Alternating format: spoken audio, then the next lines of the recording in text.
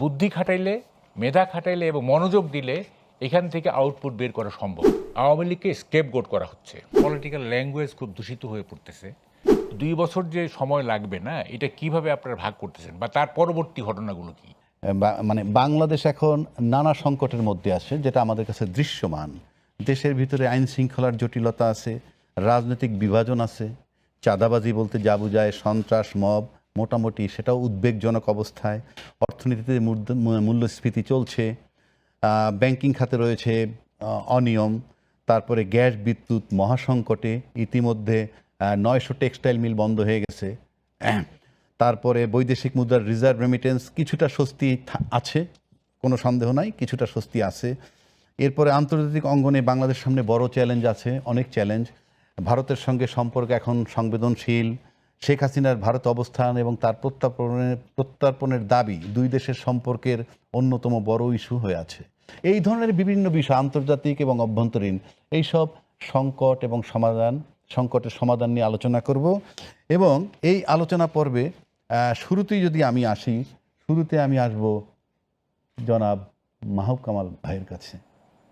আচ্ছা, আপনি আমাকে বলেন, মানে আসলে সংকটটা কোথায় এবং বাংলাদেশ এখন কতটা সংকটে? সংকট, আমি রাজনৈতিক সংকট খুব একটা দেখছি না, ঠিক আছে? কারণ এনসিপি, জামাত তাদের এবং বিএনপির সঙ্গে সাপে নেউলে সম্পর্কটা এখন নাই আপাতত। সম্ভবত এটা শেখ হাসিনার যে ডিসেম্বরে আসার যে প্রতিশ্রুতি, সেইটার উপর ভিত্তি করে হয়তো ফ্যাসিবাদ ঠেকাও এই ধরনের একটা ঐক্য এখন চলতেছে। ফলে রাজনৈতিক সংকট আমি খুব একটা দেখছি না। সংকট আছে টুকটাক, যেমন পলিটিক্যাল ল্যাঙ্গুয়েজ খুব দূষিত হয়ে পড়তেছে, মানুষ, রাজনীতিবিদরা পর্যন্ত ডেসপারেট হয়ে যাচ্ছে, ভাষা খুব নিম্নমানের ভাষা প্রয়োগ করা হচ্ছে ইত্যাদি। এগুলি কিছু সংকট আছে, কিন্তু মোটা দাগে রাজনৈতিক সংকট আপাতত নেই। মানে ডিসেম্বর পর্যন্ত আমার মনে হয় না কোনো রাজনৈতিক সংকট থাকবে। সংকটগুলোকে আমি মোটা দাগে 3টা ভাগে ভাগ করতে চাই। একটা হচ্ছে মবতন্ত্র, একটা হচ্ছে জ্বালানি সংকট, একটা হচ্ছে অর্থনীতি, আরেকটা হচ্ছে ফরেন পলিসি। মোটা দাগে মব, জ্বালানি, অর্থনীতি এবং ফরেন পলিসি, এই 4টা মোটা দাগে সংকট বিরাজ করতেছে। আমি জ্বালানিটা একটু বলি না, এইটা খুব নাকি আমি এটা কি বলেন, আমরা ছোট ছোট প্রশ্ন, ছোট ছোট উত্তর। না, জ্বালানিটা একটু বড় হবে। সেটা হচ্ছে যে দেখেন, বিএনপির যে নির্বাচনী ইশতেহার না, সেটা আমি পড়ছি, এই টকশো করার প্রয়োজনেই পড়ছি। সেখানে বলা হয়েছিল যে মানে 2030 সাল নাগাদ আপনার বিদ্যুৎ ও জ্বালানি খাতে উৎপাদন ও সঞ্চালন সক্ষমতা বাড়িয়ে 35,000 মেগাওয়াটে উন্নীত করা হবে বিদ্যুৎ ক্যাপাসিটি, ঠিক আছে, 2030 সাল নাগাদ। এবং সঞ্চালন লাইন 25,000 সার্কিট কিলোমিটার সম্প্রসারণ করা হবে। এটা কিন্তু বিএনপির ইশতেহারে আছে। ওখানে কিন্তু বলা নাই যে শেখ হাসিনার আমলে বিদ্যুৎ খাতে যে সমস্ত সংকট তৈরি হয়েছিল, যে সমস্ত প্রবলেম তৈরি হয়েছিল, সেগুলির কথা কিন্তু বলা নাই। তারা স্ট্রেট ওয়ে বলছে যে আমরা 230 সালের মধ্যে এটা করব।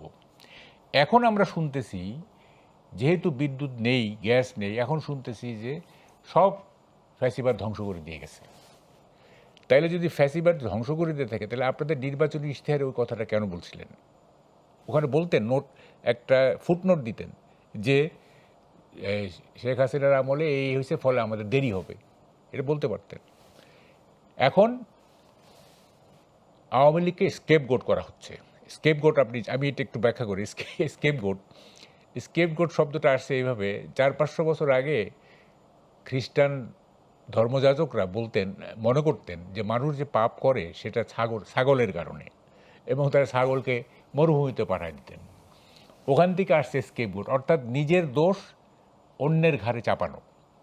এটা নানাভাবে হয়। যেমন ধরেন একটা কোম্পানি, না, কোম্পানিটা লস করলো, ফেল করতেছে, এখন দোষ কিন্তু হায়ার এক্সিকিউটিভ নিবে না, তারা করবে কি, নিম্ন অধস্তন যারা আছে তাদের যে কোনো একজনের ঘাড়ে চাপাই যায়, এই তোমার কারণে এই কোম্পানি লস করলো, ঠিক আছে? কীভাবে ধরুন খেলা না, খেলা তো একটা টিম ওয়ার্ক, ধরুন ফুটবল টিম ওয়ার্ক, এখন হেরে গেছে, এখন করবে কি স্কেপ গোট একটা বের করবে, এই তুমি ওই সহজ গোলটা দিতে পারো নাই, হ্যাঁ এটা যে একটা টিম ওয়ার্ক ওইটা ভুলে যাবে, এই এটা ওইভাবে মারলেই তো গোল হয়ে যেত। সো এই যে অন্যের ঘাড়ে দোষ চাপানো, এইটা একটা মানে সহজাত প্রবণতা মানুষের, এবং বিদ্যুৎ খাতের যে দুরবস্থা, এইটা স্কেপ গোট খোঁজা হচ্ছে।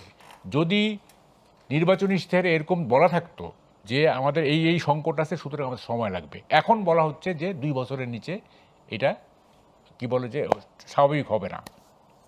এখন আমি বলি কি 2 বছর যে সময় লাগবে না, এটা কিভাবে আপনারা ভাগ করতেছেন বা তার পরবর্তী ঘটনাগুলো কি? আমি যদি বিদ্যুৎ সংকট সমাধানের জন্য আমি 3টা ফেজ করতে পারি, একটা হচ্ছে আশু, আরেকটা হচ্ছে মধ্যবর্তী মিড টার্ম, আরেকটা হচ্ছে লং টার্ম। আশুটা আপনাকে যেভাবে হোক এইটাকে আপনাকে কাভার করতে হবে, গ্যাস এবং বিদ্যুৎ দুইটাই একেবারে কাভার করতে হবে। আশুটা মিনিমাম একটা জায়গায় যেতে হবে।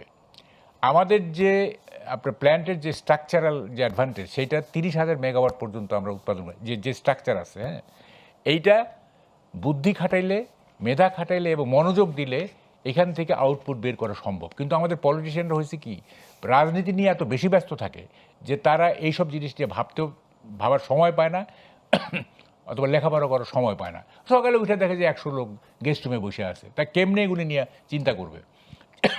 যে স্ট্রাকচারাল অ্যাডভান্টেজ আছে সেটাতে 30,000 মেগাওয়াট, এটা সম্ভব, 30 অলরেডি আছে। এই 30,000 মেগাওয়াটের যে স্ট্রাকচার, সেখান থেকে আউটপুট বের করা খুব বেশি কঠিন কিছু না, একটু চেষ্টা করলে এটা পারা যায়। আমি মনে করি যে এটা করতে হবে। তবে এটাও ঠিক যে ধরেন তাল গাছের আগায় উঠতে গেলে কিন্তু কোনো শর্টকাট রাস্তা নাই, বুঝছেন?